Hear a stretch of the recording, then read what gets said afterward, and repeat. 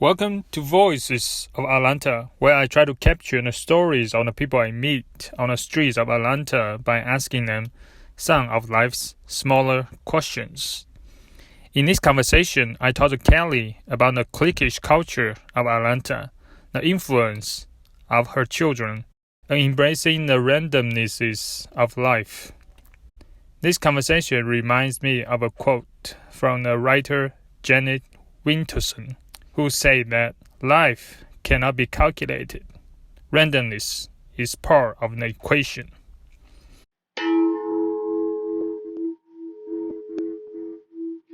What's your name? Kelly. All right, nice to meet you. What brought you to Atlanta? I was living in New York, and I just wanted something very different.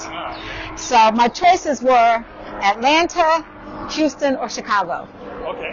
And I just picked Atlanta at random, to be honest. And random? Yeah, Just flip a coin in a way. pretty much.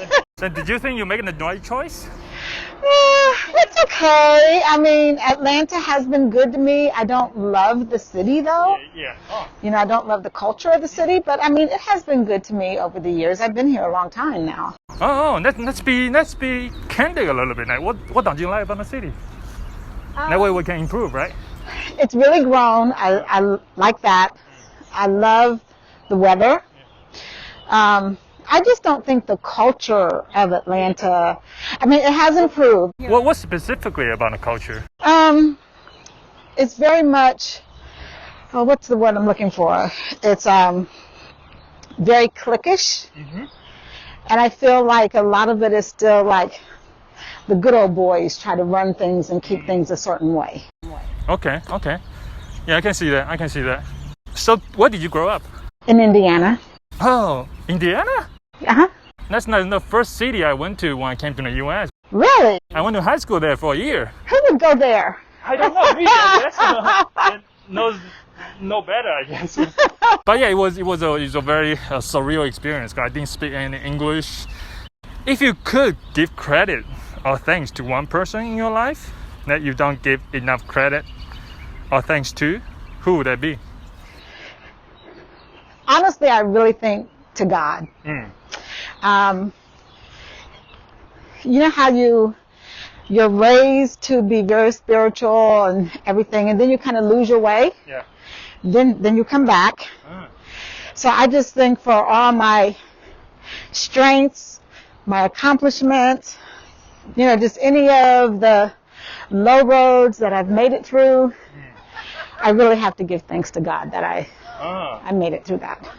And what you say you were lost a little bit and then came back to God? Like, what caused you to come back to God? I just think when you have to step back and look at some of the negativity that's in your life, and when you kind of can start to get rid of those things, then you start to see the goodness that was always there, and you just kind of reaffirm, if that makes any sense whatsoever. Okay, I think it makes sense. Who's the most influential person in your life? The most influential. Let me see. I'm going to say, just because I have to say something, I'm going to say right now, I'm going to say my two children.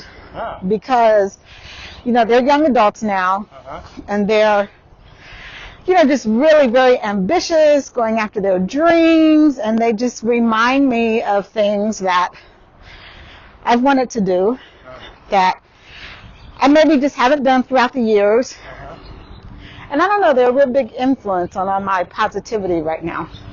Oh, and they give you good energy, positive. They really do, yes. When you were raising them, like, what values were you trying to instill in them? Well, definitely, you have to deal with the consequences of your choices, good or bad. And that's even when they were 5. You make a bad decision and you get in trouble, then hey, you have to deal with it.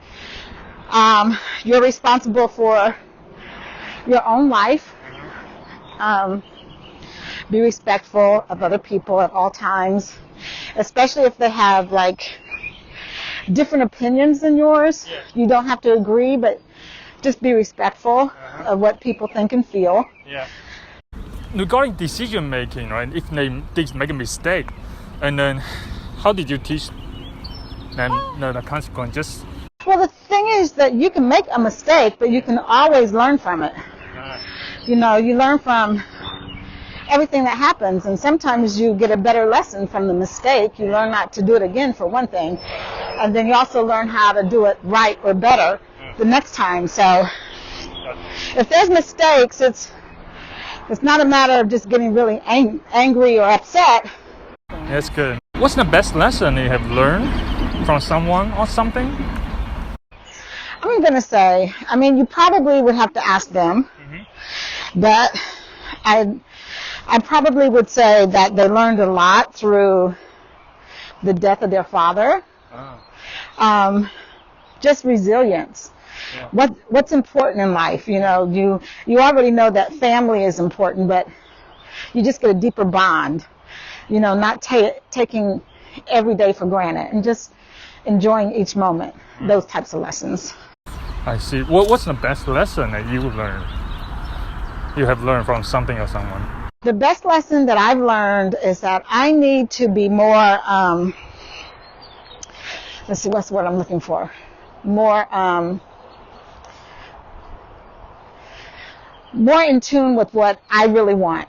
You know, a lot of times you do things based on what you think will make somebody else happy, or you don't want to hurt their feelings, and so you end up doing things that you really don't want to do.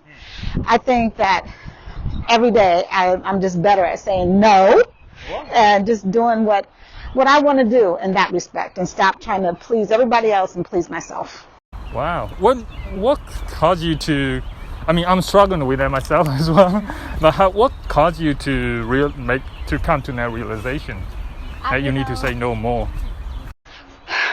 A lot of times it's like your really good friends are telling you that, you know, for starters. You hear it over and over and over. Yeah. But I think age,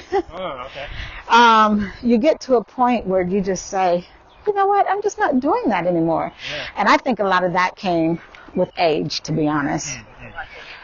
Okay, that's good. Yeah, I need to. So you still have time. Yeah. It's just a practice. You have to just practice it. Yeah. What's the one thing that you were very afraid of doing, but you did it anyway?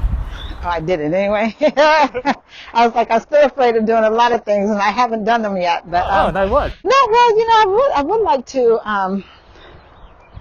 start a business. Don't ask me what. But just to get out of what I'm doing,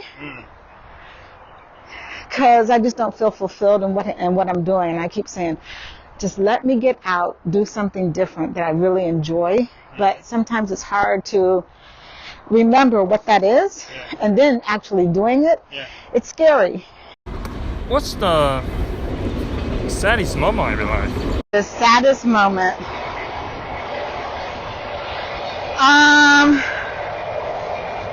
These kinds of questions are really hard.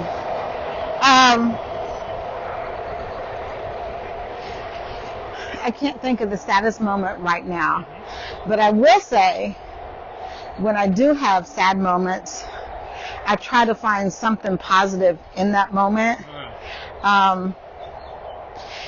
and just figure out how it could have been worse. You know, I can't think of anything off the top of my head. That's good. I mean, I guess that's always. I mean, that's a good strategy of addressing that, right? Of just looking for something positive in that. I guess in the sadness, whatever that's come to you, right? That's what I think too. Some people think that, well, you just don't want to deal with what's happening, and I don't think that's true. I really don't. But I think if it's something that I can change, stop bitching about it and change it, or attempt to change it, or accept it for what it is, and like go on.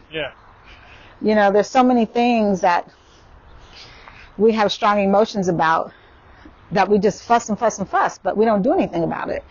It's like if it's something you truly cannot change, you've got to let that go and move on. And if it's something you can change, then try to do something to make a change. I mean, yeah.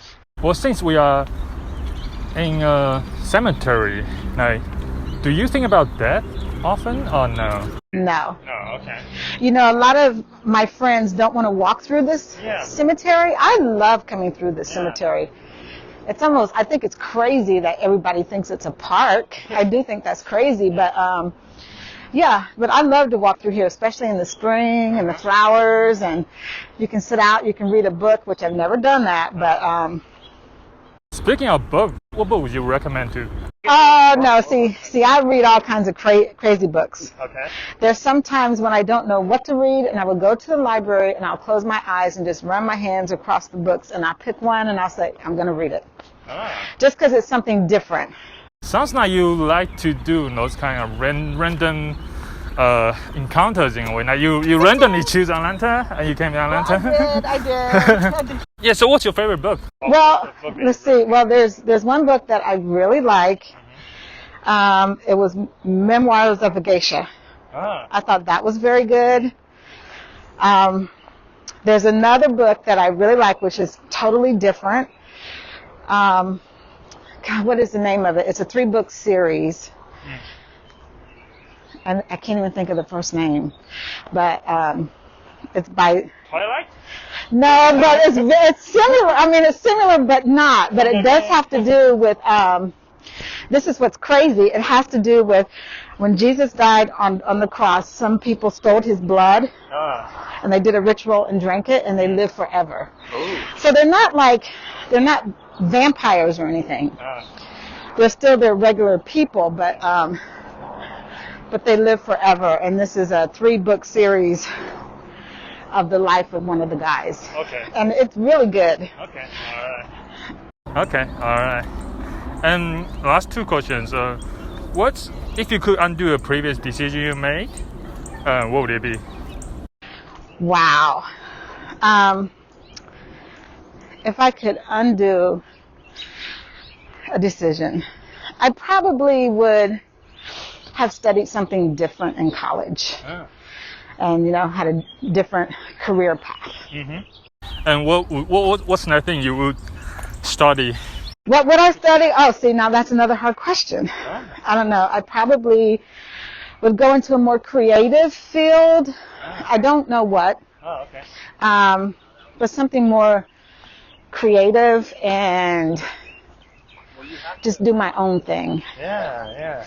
Like right now, I'm a pharmacist, and it's very rigid. There's no flexibility in it. Yeah, you can start a side project. Yeah. Which I'm looking into things. I'm researching things right now, seeing what I could do different. That's good. Last question. If you could put a word or message on a billboard, for millions of people to see, what would it be? Oh, wow.